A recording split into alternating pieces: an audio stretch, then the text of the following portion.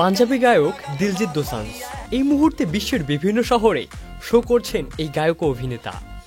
শুরুতে পাঞ্জাবি গান গেয়ে জনপ্রিয়তা পেতে শুরু করেন তিনি, এরপর হিন্দি সিনেমায় পদার্পণ। এরই মধ্যে বেশ কিছু হিট ছবিতে অভিনয় করতে দেখা যায় তাকে, আবার তেমনই কিছু হিন্দি ছবিতে ব্যবহৃত হয়েছে তার গানও। যদিও তার নিজের লেখা গানই জগৎজোড়া খ্যাতি পেয়েছে এই পাঞ্জাবি গায়ক।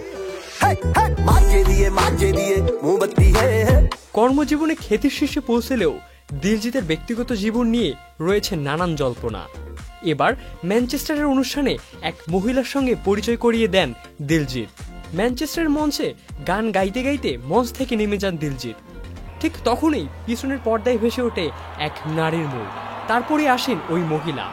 দিলজিৎ জড়িয়ে ধরেন তাকে। তিনি অন্য কেউ নন, তিনি দিলজিতের মা। জড়িয়ে ধরার পরেই মায়ের পা ছুঁয়ে প্রণাম করতেও দেখা যায় দিলজিৎকে। আবেগঘন সেই মুহূর্তে চোখে জল এসে যায় দিলজিতের মায়ের।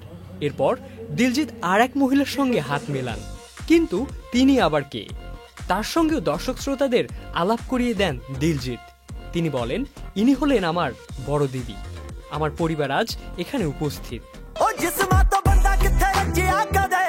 সম্প্রতি আমেরিকা কানাডায় কনসার্ট করছেন পাঞ্জাবি সঙ্গীত শিল্পী দিলজিৎ দোসাঞ্জ।